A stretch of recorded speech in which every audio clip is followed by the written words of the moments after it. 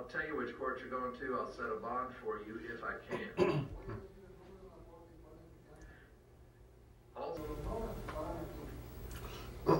Matthew Sowders. You're here on a charge of capital murder, and I'm led to believe it involves the murder of two people, including a unborn child. Before we get into the probable cause, did you understand the rights that I read to you earlier? All right, let's listen to the prosecutor. On December 26, 2013, Harris County Sheriff's Office units responded to meet the officer call at 311 Parramatta, an apartment there, which is in Harris County, Texas. The reportee for the call advised the officers that she had come to the location to speak with the defendant who lived there. When the defendant answered the door, she observed him to be sweating and also to be nervous. When she looked past him towards the hallway, she observed what she believed to be the feet and lower legs of a female lying on the floor of the apartment. The defendant then shut the door before this reportee could see any additional parts of the body. The reportee returned to her own apartment and decided to call the sheriff's office 2 hours after that. When the sheriff's office deputies arrived on the scene, they made entry into the defendant's apartment after receiving no answer at the door. No body was found inside the vehicle, inside the residence. The reportee advised the deputies that the defendant and his estranged wife, Melissa Sowders, the victim in this case, were going through a divorce, and she was afraid that the feet that she saw inside the apartment belonged to Melissa, the complainant.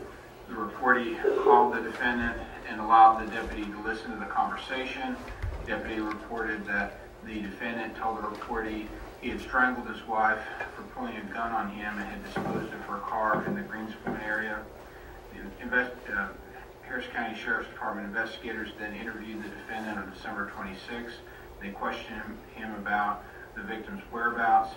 He stated he met the victim at McDonald's on 1960 before taking her back to their apartment that they had previously shared at the 311 Parramatta address. He said she stayed for approximately 30 minutes before leaving on foot. He claimed to have no idea about what vehicle she was driving. He denied harming her, having any knowledge of her whereabouts at that time. He also denied speaking with the reportee either at his apartment or on the phone.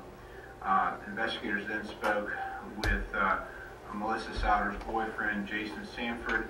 He stated Melissa had gone to meet the defendant at the McDonald's to see their children, that the children of the defendant was in custody of at that time. He said he spoke with the victim just as she arrived there and had not heard from her since. He said she normally would only meet with the defendant in public places because she was afraid of him.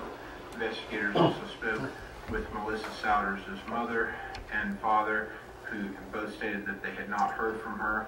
On December 27th, investigators were contacted by a witness who provided an audio recorded statement in which this witness stated that the defendant came to her residence on the evening of December 26th. She stated he was soaking wet and his truck was covered in mud.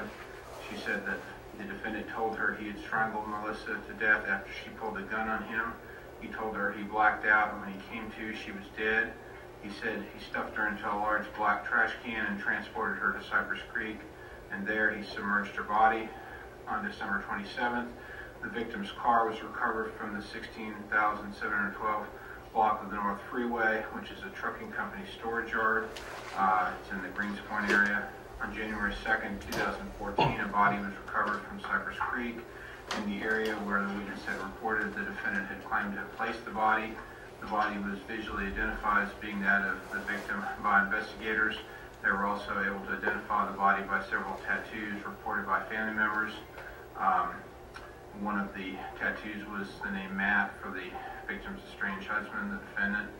The body was also clothed in the same shirt and jacket reported by the victim's boyfriend as being the clothing she was wearing at the time of her disappearance. She was also not wearing any pants, consistent with the statement provided by the witness. The body did not show any outward signs of trauma, consistent with the reported manner of death, manual strangulation. The victim at that time was pregnant, and this offense occurred in Harris County, Texas. There is probable cause in your case, you will be held without bond. Mr. Sowders, are you asking for a court-appointed lawyer, or do you intend to hire your own? I'll send a request on to Judge Brock Thomas in the 338th District Court, 338. All right, thank you. Have a seat.